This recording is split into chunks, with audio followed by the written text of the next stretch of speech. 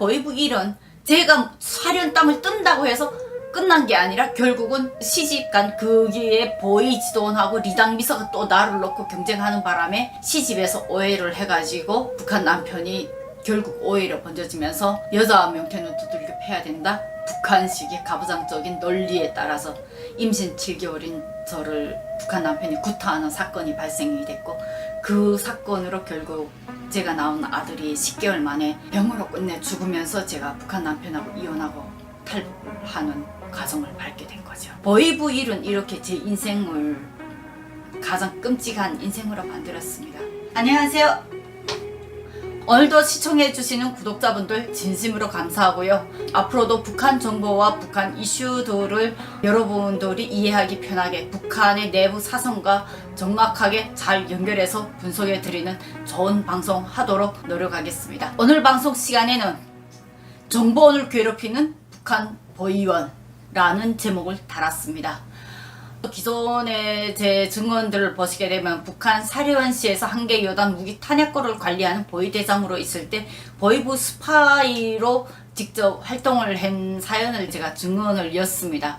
오늘 이 이슈는 특히 비밀 정보원 역할을 했던 당시 제 사정하고 너무나도 연결이 되기 때문에 제가 이 이슈를 꺼내왔습니다.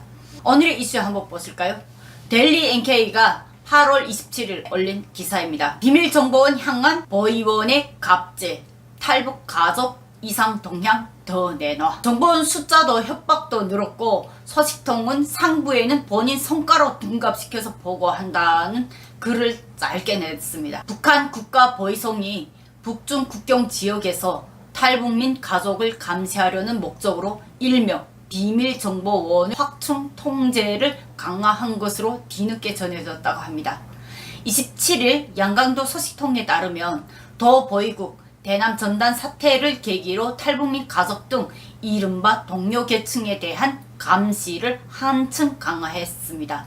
이에 각 보위원은 6월 말경부터 비밀정보원을 보강, 사상 동향 점검 작업에 주력을 해왔다고 합니다. 이는 이웃을 통한 밀접 감시라는 북한식 통제 방식을 북중 국경 봉쇄에도 적극 활용하고 있다는 뜻입니다. 외부와의 통화 등 당국이 불법 규정한 활동을 할 가능성이 큰 인물로 바로 옆에서 지켜보게 하면서 원천 차단을 꾀한다는 의도였다고 합니다. 소식통은 국경에서 장사하는 사람치고 비법적인 일을 어떻게 손대지 않고 살 수 있겠냐라면서 보위원들은 이런 주민들을 지켜봐 오다가 이번에 꼬투리를 잡고 정보원으로 활동해라, 아니면 체포할 수밖에 없다는 식으로 포섭한 것으로 알고 있다고 말했습니다. 이게 진짜 현실적인 얘기예요. 왜 이렇게 얘기할 수밖에 없는지 제가 기사 나중에 말씀드리도록 하겠습니다. 약점을 이용한 공포 분위기를 조성했다는 뜻으로 이 또한 보위원의 전형적인 수법이다. 저도 바로 그런 식으로 협박당했댔습니다. 문제는 여기서 그치지 않았다. 최근 대학을 갓 졸업한 보위원을 중심으로 정보원을 윽박지르는 형태가 포착되고 있다는 것, 성과가 미흡하다는 점을 지적하는 형태의 일종 갑질을 부리고 있다는 뜻이다. 이 기사에 어찌 보면 이 부분을 잘 봐야 될 것 같습니다. 보위대학을 갓 졸업한 보위원이라 했습니다. 기존의 보위원이 아니라 했습니다. 이게 좀 차이인 것 같습니다. 기존의 보위원들 같은 경우에는 본인도 생계가 움직이고 본인도 가정이 있고 함께 살아나가야 하기 때문에 노련한 보위원들은 갑질이나 윽박지르기보다는 상당히 포섭을 해가는 방향을 많이 쓰지만 그래도 일종의 협박은 분명히 있습니다. 그런데 이 사건의 중심의 보위원 같은 경우에는 보위대학을 갓 졸업한 새내기란 뜻이죠. 그렇기 때문에 기존의 토대가 없기 때문에 새로 그 토대를 마련해서 기존 보위원들 레벨의 그 성과를 올리자니까 갑질이 나오고 폭력이 나오고 협박이 나올 수밖에 없는 그러한 상황인 것 같습니다. 소식통은 정보원이 보고한 자료가 미미하다고 사실이 아니라는 말로 위협을 하면서 정작 상부에는 자신의 성과로 보고하는 신입 보위원들이 정말 많다면서 어떤 보위원은 정보원이 게으르다는 이유로 구타도 서슴지 않고 있다고 말했습니다. 노련한 보위원들은 실제 구타까지는 안 하지만 보위원들 나름입니다. 당시 사려원에서도 저를 담당한 보위원은 보위부장이었습니다. 한 5, 60대 나이에 대사별을 박은 보위부장이 제가 직속이었거든요. 그 아래 보이지도원들 같은 경우에 내가 보위부장의 직속 정보원이라는 걸 누구도 몰랐습니다. 막판에 이제 정치위원이 알게 되면서 문제가 터지는데, 문제가 터진 이후에도 정치위원하고 보위부장 두 사람만 알고 연대장이나 참모장이나 이러한 사람들은 전혀 모르고 있는 상황입니다. 여기에서 정보원들은 바로 직접 대상하는 정보원이 있습니다. 그러면 저 같은 경우에는 보위부장의 직속이었다면 그 아래 보위지도원들의 직속인 정보원들이 구타당하는 사건을 그때 당시 저희한테도 있었던 사건이었습니다. 이 레벨을 그래서 봐야 된다는 겁니다. 너무 높은 지위에 있는 사람들 같은 경우에는 구타나 이런 너무 유치한 방법을 쓰지는 않습니다. 그러나 조금 아래 단위, 그보다 조금 레벨이 낮은 단위에 있는 분들, 그런 보위지도원들 같은 경우에는 조금 구타도 들어가고 협박도 들어가고 제가 아는 보위지도원은 제 보는 앞에서 자기 정보원 휘발유 얻어오라는데 안 얻어왔다 그 자리에서 발길로 배를 걷어차더라고요. 그 광경은 저는 제 눈앞에서 직접 봤댔거든요. 여기에서 말하는 거는 바로 그러한 부분을 우리가 구분을 해서 보라는 의미도 있습니다. 한편 고동 수상자를 적발하려는 보위원들의 수법, 날이 갈수록 진화하고 있다고 서식통이 전했습니다. 서식통은 보위부 번호를 단 자동차가 아닌 개인 승용차나 자동차 사업소의 일반 차를 이용하는 보위원들이 늘었다며, 이런 내막을 알리 없는 밀수꾼이 중국과 통화하다 체포되는 사례도 있다고 말했습니다. 보위원들은 수시로 위장을 합니다.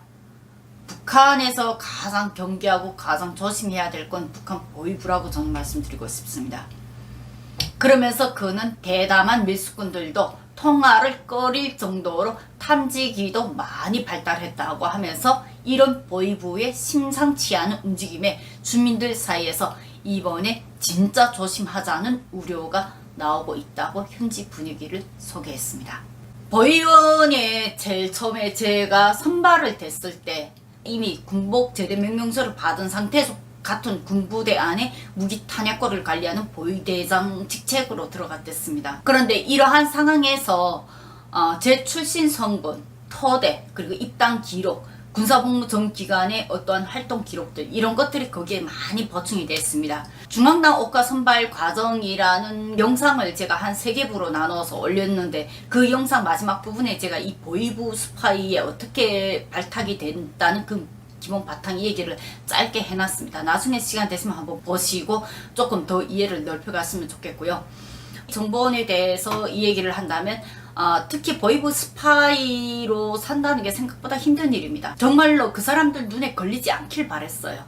다시는 그 사람들하고 제발 엮이지 않길 바랬는데 군사복무 기간에는 저를 건드리지 않았습니다. 그리고 간부부가 직접 저를 관리를 했기 때문에 군사복무 기간에 보위지도원들이 저를 접촉하거나 그러진 않았지만 저를 상당히 경계는 했습니다. 그리고 저를 이렇게 터치를 안 하더라고요. 가만히 내버려 두더라고요. 무슨 사고가 일어나도. 그런 부분이 조금 의아는 했어요. 근데 간부부가 또 그걸 가운데서 막았다고 저는 생각했거든요. 그러나 군복을 벗은 이후에 바로 저는 정치위원 직속으로 여단장, 참모장 직속으로 들어갈 수밖에 없었습니다. 그 한 개 여단의 무기 탄약고, 그 여단이 사리원식 교도 여단이에요. 그래서 사리원식 교도대의 그 모든 통신 관련된 한 개 여단 인원들의 무기 탄약고가 다 제가 직접 관리하는 그러한 사태가 있었는데, 그때 당시에 제가 갖고 있는 직책이 중요한 직책이었기 때문에 말이 보위대장이지만 정말 일반 장교들보다도 관리가 더 디테일하고 더 조심할 수밖에 없는 그러한 직책이었습니다. 그런 상황에서 정치원이 여단 무기 꼴을 갖고 있기 때문에 저를 직접 관리할 수밖에 없었고, 연대장이나 참모장이 저한테 애로 사항이 있는 걸 직접 물어와서 모든 걸 다 해결해 줄 정도로 상당한 관심사에서 제가 그때 당시 여단 생활을 했거든요. 근데 어느 날 갑자기 보위부장이 나를 찾으면서 네가 맡은 임무가 중대한 것만큼 보위부 일도 함께 해야 된다. 그 자리가 그런 자리다 이러는 거예요. 그때 진짜 짜증났어요. 왜냐하면 제가 양아버지 때문에 그 보위부하고 정치부의 갈등을 알게 됐거든요. 양아버지 집에 가기 전까지는 제가 보위부에 대해서 잘 알지도 못했습니다. 아버지 다 당일꾼이었고 엄마는 회계 전문가였고, 근데 이게 보위부라는 이름 자체를 저는 그때 두려운 존재인 줄도 몰랐고 아무것도 모르는 상태에서 양아버지 집에 갔을 때 양아버지가 행정인, 연대장이나 사단장을 건드리면 건드렸지 보위부장은 건드리지를 않더라고요. 그러면서 양엄마가 그때 식탁에서 양아버지하고 나하고 3사람이 한 얘기가 있는데, 보위지도원이나 보위부장이 오라 하면 절대로 가지 말고 사정이 있다고 꼭 피해라. 저한테 그렇게 경고를 했습니다. 그래서 보위부상이 뭐 하는 데냐고, 그때는 학교 때니까 몰랐죠. 나중에 연대 마당에 데리고 가서 연대 장교들 다 있는데 그 뒤쪽에서 양아버지가 알려주라. 저 사람이 보위부상이 있고 저 사람은 보위지도원이고 저 사람은 누구다. 그래서 저런 사람들이 오라고 할 때는 꼭 핑계를 대고 가지 마라. 무조건 집에 와서 누가 찾았다 이 말을 자기하고 양엄마한테만 알려라. 그 얘기를 했어요. 그때 당시 저를 입양하면서 양아버지가 감사문을 받았기 때문에 저에 대한 관리가 상당히 양아버지가 예민해 있었습니다. 그때 보위부를 알았어요. 그리고 사단 정치원을 양아버지가 간 다음에 거기에서 보위부장하고 보위지도원의 집의 어느 쪽인 방향만큼은 무조건 양아버지 자식들이나 저한테 꼭 알려줬습니다. 그쪽으로 다니지 말라고. 뭐 들고 다녀도 그쪽은 꼭 피해 다니라고. 그때 그 보위부에 대해서 내가 알았거든요. 그래서 군사복무 전기간 보위부하고 안 엮이려고 제가 많이 애썼습니다. 무기 탄약고라는 맡았을 때 보위부장이 너 보위부를 해야 된다라고 말했을 때 정말로 이게 온 몸에 손털이 다 돋았어요. 진짜 싫더라고요. 근데 당원이지 뭐 무기 탄약고 관리해야지 정치위원이 가장 신이 많은 사람이지 하니까 네가 갖고 있는 자리가 이 일을 할 수밖에 없다 해라 라고 저한테 맡겨졌고, 이 의미는 어떤 의미냐면 이 기사하고 연결을 했을 때 정보원은 아무 자리에 있는 사람을 안 앉힌다는 겁니다. 그 사람이 갖고 있는 그 자리의 위치가 상당히 다방면적으로 연결이 되는 자리이면 누구보다도 그런 임무를 맡을 수밖에 없다는 겁니다. 첫째, 정보원이 어떤 사람들이 선택이 되는가. 그런데 그 사람이 출신 성분과 그 사람의 생활이 모범적이고 어떠한 과호나 다양한 불법 비리가 그 사람 이력 서류에 하나라도 있으면 안 됩니다. 두 번째, 이게 갑질 문제입니다. 당시 저 같은 경우에도 정치위원을 감시하라는 임무를 보위부장이 딱 나한테만 줬어요. 그리고 정치위원이 누구보다도 나를 아끼는 사람인데 그 정치위원을 감시하라고 나한테 임무를 줬고, 두 번째는 후방부 무기 탄약고가 있는 거기에 후방 물자가 함께 들어와 있었습니다. 그러다 보니까 후방 물자가 언제 누가 어떤 날에 어떤 물자를 끌고 나가는 게 내 보위대 이 정문을 통과를 안 하면 나갈 수가 없어요. 그래서 무엇이 어떻게 나간다 이게 모든 전표나 기록을 우리가 다 남기거든요.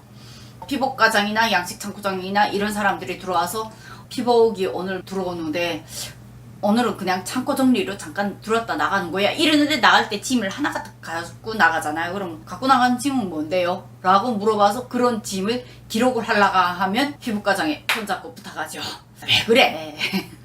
그냥 정리하는 거야 이러면서 필요한 거 뭐 없어? 비누를 준다던가 신발 좀 필요한데요 이러면 겨울 동화라던가 이런 신발들 좀 주고 이런 식으로 서로 유통이 돼서 그 안에가 관리가 됐던 겁니다. 결국은 제가 맡은 임무들이 바로 그런 업무였는데 여기에서 말하는 보위원한테서 갑질을 받았던 이 정보원이 협박당했던 이유가 바로 제가 정치위원하고 겪었던 일하고 똑같습니다. 정치위원네 집에 주말마다 정치위원 사모님이 계속 저를 데려다가 밥을 먹이고 그랬거든요. 부모 없는 고아인데 여단에서 그렇게 막중한 임무까지 맡았으니까 주말마다 데려다 고양이라도 시키라고 정치위원이 얘기를 해놨다 하더라고요. 그래서 한약도 먹이고 제가 가면 뭐 꿀도 먹이고 다양한 걸 많이 먹였습니다. 저는 그때 당시 건강이 안 좋은 상태에서 상당히 약했거든요. 그러니까 밤에 잠을 못 자기 때문에 더 예민하고 더 건강이 안 좋을 거다. 어찌 보면 정치위원 부부가 저를 친딸처럼 돌봐주는 상황이었어요. 근데 보위부장이 지금 저한테 정치위원 감시를 하라는 거예요. 주말에 한번 갔을 때마다 이번 주말엔 정치위원 밥상에 무슨 반찬이 오르는가 가지수를 알려줘야 됩니다. 어이없죠. 그리고 누가 오는지 무엇을 들고 오는지. 그날 탁 갔는데 색다른 산삼 가지고 반찬을 했는데 상당히 독특하더라고요. 그런데 그날 반찬 가지수에서 내가 보위부장한테 보고할 때 산삼이 딱 문제될 것 같아서 사단 정치위원 가족으로 살아봤기 때문에 뇌물 가지수가 뭐라는 거 한눈에 봐도 알거든요. 보위부장이 저한테서 노린 게 바로 그런 거였던 것 같아요. 그 산삼 반찬이 있는 걸 내가 말을 안 하고 그냥 별다른 반찬 없었어요. 뭐 고기 조금 있었고 해물 조금 있었고 이면수 조금 구워서 올려놓고 그리고 말을 안 했거든요. 그랬더니 왜 산삼 반찬 있었겠는데 보위부장이 이걸 짓는 거예요. 진짜 충격이었어요. 정말 그 산산반찬 올란 거는 나하고 정치현 사모님하고 정치현하고 세 사람이 알고 그 다음에 그걸 가져간 사람이 아마 알겠죠. 그러니까 소름이 쫙 돋는 거예요. 그래서 턱 얼굴 보면서 돈 못 받는데요? 기억 안 나요. 이랬더니 야, 네 머리 기억 안 나? 제가 기억력이 좋은 걸 법부장도 알거든요. 제 기록이 아마 그 기억력이 계속 따라갔나 보더라고요. 네가 기억 안 나? 왜 정치원 감싸고 싶어? 이러더라고. 그러니까 왜 정치원 관련된 문제는 좀 다른 사람한테 시키면 안 되냐고, 왜 나한테 시키냐고. 그때 내가 그랬어요. 그랬더니 너밖에 할 수 없는 일이기 때문에 너한테 시키는 거야. 이랬고, 그때 당시 정보를 주는 거 가지고 제가 속가서 주는 걸 법부장이 바로바로 알아챈 게 저는 너무나도 힘들었고, 정치원 집에 별게 없는데도 계속 저보고 정치원네 집에 어느 날 누가 뇌물을 가져갔는데 무슨 일 때문에 뇌물 가져갔는지 정치원 사모님 통해서 한번 알아내라 이러는 거야. 거기서부터 내가 성질이 나기 시작한 거야. 그래서 원래는 한 주일에 한 번씩 보고하는 거를 2주에 한 번씩 늦추다가 한 달에 한 번씩 늦추다가 그러다가 어떤 때 열받으면 한 2달씩 건너뛰었어요. 한 번은 딱 찾아와서 나를 데리고 밖으로 나가더라고요. 근데 무기를 서는 상황에서는 웬만해서 내가 밖으로 안 나가거든요. 근데 낮에는 사람들 보는 눈이 있으니까 여기서 맞아 일더라고요. 그러니까 이제는 이 일 안 하려고 해? 니 지잡 누른 거 잊었어? 지잡 눌러도 어쨌든 간에 내가 정보가 없으니까 못 가는 거지. 정보가 있어서 못 가냐고. 니 정보 없다는 게 거짓말이잖아. 정보 없다고. 정치원 내 집에 너무 괴롭히니까 안 간다고. 니 안 가는 거 내도 정보 들었어. 알고 있어. 말 안 해도 잘 알면서 왜 그러냐고. 나에 대해서 지금 정보 다 알고 있지 않냐고. 한밤중에 거기서 대판 싸웠어요. 그 법부장이 내가 이제는 골이 나서 내가 튕겨 나가는 거 알고 그다음부터 나를 얼리기 시작한 거예요. 좋다 그럼 정치원 말고 어느 부대 누구 후반부 누구 조금씩이라도 만나자. 그다음부터 얼리면서 정말 부장이 와서 가끔씩 밥도 싸주고 이렇게 주말에 적극적으로 돼지고기를 사온다든가 갑자기 인면수를 사온다든가 예, 사과를 한 박스 들고 온다든가 그렇게 이상한 행동을 하더라고요. 그래서 제가 막 부탁을 했어요.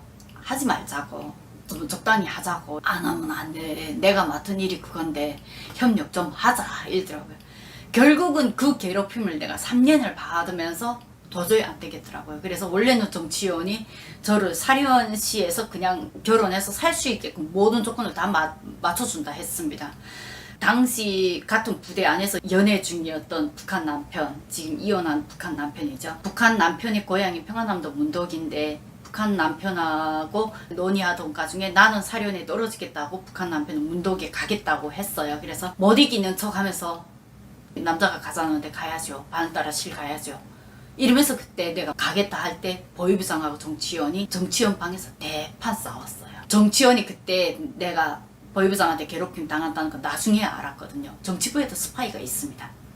그게 정치부하고 법무부하고 그때 사무실에서 싸우면서 나 때문에 두 사람이 싸운다는 걸 나중에 한두 분이 좀 알고서 나한테 알려주더라고요. 정치위원하고 법무부장 너 때문에 내 이름이 계속 거론되면서 둘이서 너 때문에 애가 도망갔다 너 때문에 도망갔다 이러면서 이 여당 무기 타니까 이제 누구한테 맡기냐 네가 책임져라 네가 책임져라 네가 사람 데리고 와라 이러면서 그 안에서 완전히 대판 싸웠다고 하더라고요. 그러면서 정치위원 법무부장 각자가 나를 따로따로 설득하느라고 했는데 그때 당시 괴롭힘 당한 게 너무 힘들었고 나는 그때 당시 무기 실탄을 24시간 내 몸에 차고 있는 것보다도 법무부장이 정치원에 대해서 알아봐라 누구의 뒤를 캐오라 이걸 협박받는 게 그때 너무 힘들어서 정말 매일 밤 울다시피 했어요. 지금 이 기사에서 말하는 정보원의 문제는 바로 이런 문제를 낳는다는 겁니다. 탈북민 가족의 이상 동향이 없는데도 계속 해내려요. 그걸 맡은 업무가 보이지도 임무인 거예요. 그럼 이 사람들은 자기네가 국가밥을 먹고 살기 위해서 그 자리, 그 권력을 유지하기 위해서는 그들은 정보를 있어야 되고 그 정보가 없게 되면 결국 그 자리에서 밀려날 수밖에 없는 그게 결국 이 사람들한테 생존이 걸리고 정보원들은 그런 사람들을 통해서 결국은 다양한 자기의 생존의 어떠한 문제도 해결이 되지만 그 해결이 되는 문제가 결국 이런 협박과 갑질과 구타와 그런 선악에서 벗어 못 난다는 거죠. 이러한 보이부 일은 제가 사련 땅을 뜬다고 해서 끝난 게 아니라 결국은 시집간 거기에 보이지돈하고 리당미서가 또 나를 놓고 경쟁하는 바람에 시집에서 오해를 해가지고 북한 남편 제가 보이부 스파이였던 건 몰랐거든요. 나중에 결혼한 다음에 북한 남편하고 연관됐던 사건이 하나 중요한 게 있어가지고 그걸 내가 오해를 풀게 하면서 보이브 스파이를 했다 하니까 깜짝 놀라고 그 얘기를 누구한테도 말을 못하게 내가 만들었어요. 그렇지만 나중에 그 문제가 결국 오해로 번져지면서 여자 명태는 두들겨 패야 된다. 북한식의 가부장적인 논리에 따라서 임신 7개월인 저를 북한 남편이 구타하는 사건이 발생이 됐고, 그 사건으로 결국 제가 낳은 아들이 10개월 만에 병으로 끝내 죽으면서 제가 북한 남편하고 이혼하고 탈북을 하는 과정을 밟게 된 거죠. 보이브 일은 이렇게 제 인생을 가장 끔찍한 인생으로 만들었습니다. 누구보다도 낳아준 부모를 모르기 때문에 저는 그 가정을 누구보다도 지키고 싶었고, 이 세상에 혈육한 적 없는 나한테는 유일한 혈육이고 유일한 가족이었기 때문에 그 가족을 저는 너무나도 지키고 싶었는데, 그러한 보이브 스파이 일의 연장선이 그런 결과를 맞이했죠. 리당 비서하고 리 보이지도원, 제가 살던 마을에 와서 시아버지 저희 남편 다 있는데 시아버지 쳐다도 안 보고 남편 쳐다도 안 보고 저한테 먼저 인사를 하면서 잘 지내냐고, 불편한 거 없냐고, 마을 사람들 보는 앞에서 그렇게 인사하면 여러분들은 어떨까요? 그런 오해가 쌓여온 게 결국은 제 인생을 망가뜨린 겁니다. 나중에 리당 비서하고 이혼하겠다는 결정을 내리고 전화할 때 리당 비서가 미안하다고 얘기를 하더라고요. 그런데 이미 애는 죽고 나는 이미 청진에 갔고 다시는 문독당에 돌아오고 싶은 마음이 없는 상태에서 벌어진 사건이었던 거죠. 북한 정보원들이 협박받는 사건을 얘기하다 나니까 제 개인 스토리가 또 이렇게 줄줄이 다 나왔습니다. 북한 안에 이상한 그 시스템들이 결국은 북한 주민들이 서로가 서로를 갑질을 하고 협박을 하고 뒤를 캐고 그들의 인생 간에 내 잔등도 남이라고 말하는 그러한 삶 속에서 사는 것이 지금 북한 주민들인 것 같습니다. 오늘 방송을 통해서 북한 주민들의 안타까운 삶을 또다시 전하게 되었습니다. 오늘 방송 여기까지 마치도록 하겠습니다.